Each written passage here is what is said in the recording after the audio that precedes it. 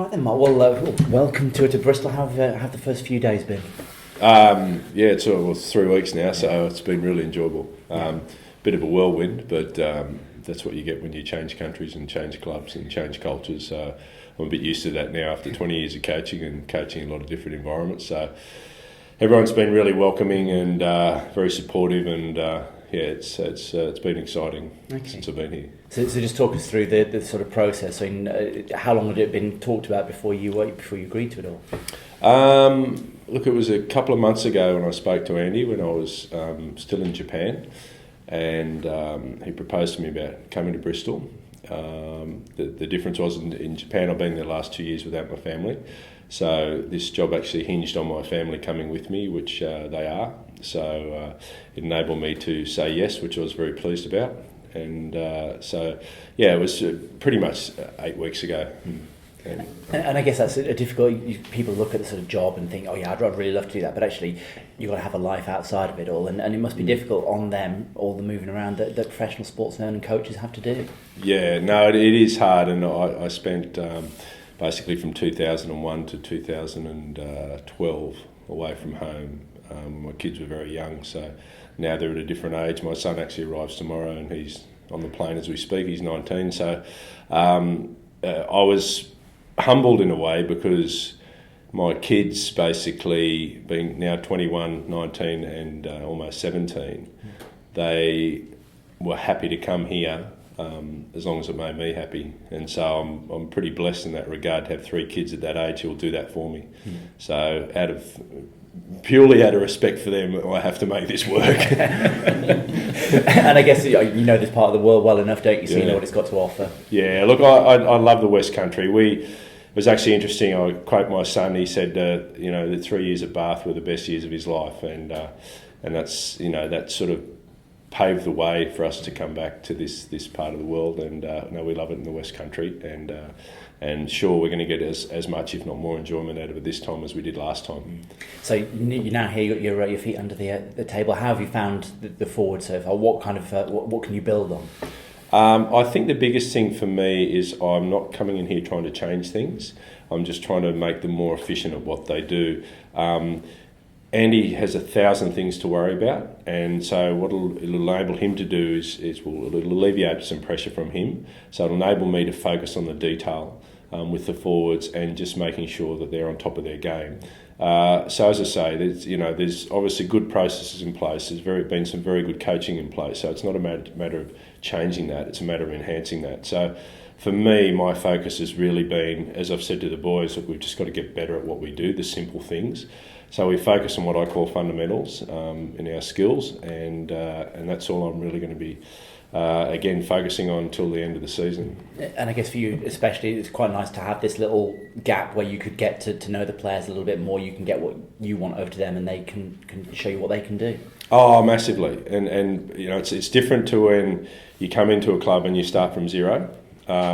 I don't think I've ever come into a club, basically 6 or 7 weeks away from the semi-finals, and they're on top of the comp. So it's a different scenario. So you've got to be very careful how you handle it, because if you overdo it doesn't help. So you've got to have a very balanced approach, and I think probably given my experience, it's enabled me to be able to do that.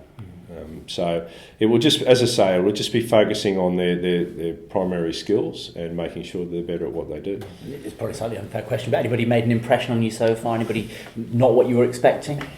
You know what? No, I'm looking at them very much as I've said to them.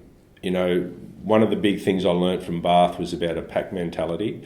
And we had a terrific group of guys who created that, and one of the things here that I really want to push with these guys is that they're as one and they work as a pack, and I'm trying to treat them as such.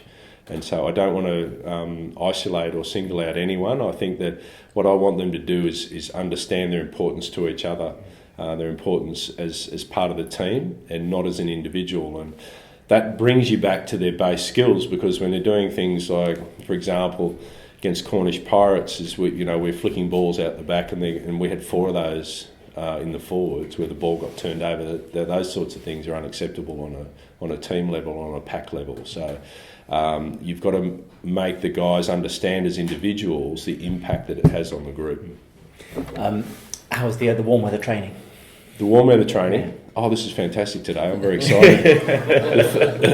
the first day I got here was howling about 80, I'd say 50 miles. I was going to say kilometres. I think that's 50 miles is 80 kilometres coming over the hill here. And it was, the wind was hot, the rain was horizontal. And I thought, what have I got myself in for? Because I had to run a line-out session. It was just hideous. So I thought, right, something's got to change. Either we have to move when it's like this, or I need to stop doing this. So yeah, it was a good introduction. But no, it's all good. It's all good. I'm very happy to be here. Well, sadly, get used to it, unfortunately. Yeah. And having had this little gap, do you worry as a coaching team when you come back into it, or is it actually just nice to get the refreshed legs in there? Oh, look, you know what? The boys were fantastic at Portugal. They trained very hard, and their load was up, and they were very sprightly the whole time. They were really good, really energetic. So there wasn't a negative that came out of the camp.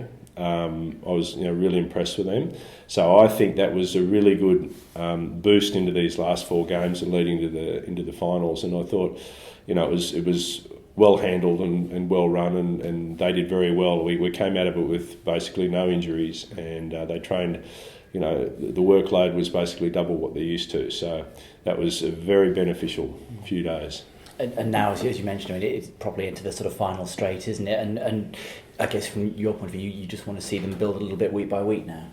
Yeah, absolutely. To go forward, sometimes you go backwards slightly, then you take forward steps. That's coaching. That's what happens, and that's the progress of a team. Is that sometimes you do make errors to go forward, but I think the big thing for me with this team, as long as we're learning how and why. Okay, so once we can identify what we're doing wrong, is how do we fix it? So for me, that's, as I said initially, that's my focus. I'm not here to. There's nothing about me. I just want to bring the best out of them. So as I've said to them, you guys have to get us up into the premiership through the course of these next 8 games, and that's your focus, is to just focus on the process. Starting, of course, against Doncaster, and I guess for you, as a whole new set of teams, you've got to try and learn out. Do you try and sort of study them closely, or you focus on what you're doing? Look, I've obviously had a look at the opposition. I've been focusing a lot on what our guys do. I think that is first and foremost. And leading into this week, we've obviously got a lot of respect for Doncaster. And as I said to the forwards this morning, their set piece is very solid, and we know we'll be challenged there. So we have to fix our processes. So I'd rather focus on that, and then just treat each game one at a time.